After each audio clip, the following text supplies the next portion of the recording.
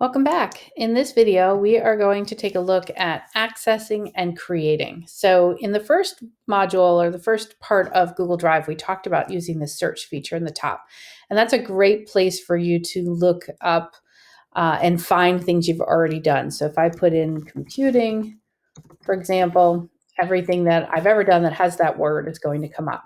And it's a great way for you to kind of find and search and do different things as you're going through. So that's a great way to access your information. So if you're not sure what folder you put it in, or you don't remember if you actually put it in a folder, using this search is really going to be helpful because you just need to think of a word. For example, if I put in citizenship,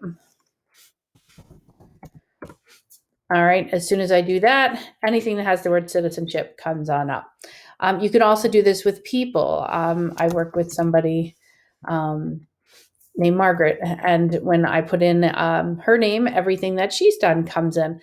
So you can do this in lots of different ways. Again, you can search this by putting in a word. So I'm going to put in color. Let's say I'm going to try to find something I don't have a ton on. And then here are a bunch of, oh, look at that, lots of color actually. I can search within this. So it looks like I have mostly images here. So I'm going to click this down image or down arrow. I'm going to click that caret again, and I'm going to click on photos and images, and it's going to organize it to just the pictures that have to do with color. All right. So anything you want to do in there, you could do that. So if I change this out and put in the word ball, again, I'm still only searching images, and look at that, it found some robot pictures. I could do it that way. All right, so that's how you access anything without having to figure out where you have it in the folders. The other thing you can do from your Google Drive is you can change, and I didn't show this in the organization one, so I want to make sure I show it here. You can access your information in different ways. So I have it when I open up Google Drive that it goes directly to my drive. You can also have it set to go to priorities. So I want to show you how to access that. When you click on this gear icon in the top right-hand corner of your screen, click on settings, and you're going to see that you have that storage information. You can see things about your language, the offline availability, your density. But at the very bottom where you see suggestions, you're going to see that you have options in here. You could have make relevant files handy when you need them in that quick access, so it shows along the top. Surface important people in files and shared with me. And then you can also make priority your default homepage. If you don't want it, you're going to uncheck it, like I have mine set there. And then you can check or uncheck these depending on what you're looking for. That's in the general. When you click down to notifications, you can see that you can get some notifications sent to you in different ways. The only one I choose to get is the email. That's the one where I get updates about my Google Drive that's sent right to my email. So anything that I need to know, it's going to come through email. Under Manage Apps, you're going to be able to see the apps that are connected to your Google Drive. So if you're in New York State, we have that rule of, or that law, Ed Law 2D. If there's something you have in here that's not approved by your district, you're going to want to remove it. So if you get to one and you're like, I don't want that one connected to my school or to my account, you're going to click where it says Options, and you're going to have the ability to either view it or disconnect from it, and you can remove it from your list. This is a good one to do once in a while to kind of check and see what has access to your Google Drive. Some of them may be ones that are done through your district, so you may not have the ability to pull them out, but for the most part, you'll be able to click on Options and disconnect it if you need to. All right, so that is one of the things to know for the accessing is in that settings there to get that information. Now, let's say you're in your Google Drive and you want to start a Google Doc or a Google Slides.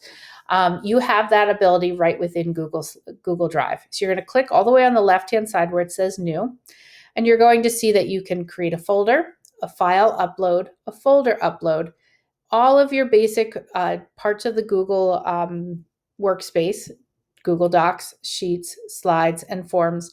And when you click on More, even more ones will come up. Google Drawings, Google My Maps, Sites, AppScript, Data Studio, Jamboard, and then you'll have ones that you might have connected, which are the ones that you see here below that. So we're not going to worry about those as much. If there's another one that you want to connect to your Google Drive, you can click Connect More Apps, And a pop-up is going to come for the Google Workspace Marketplace, and you can search for ones that you use. So if your district uses Pear Deck, for example, you may want to connect that to your Google Drive.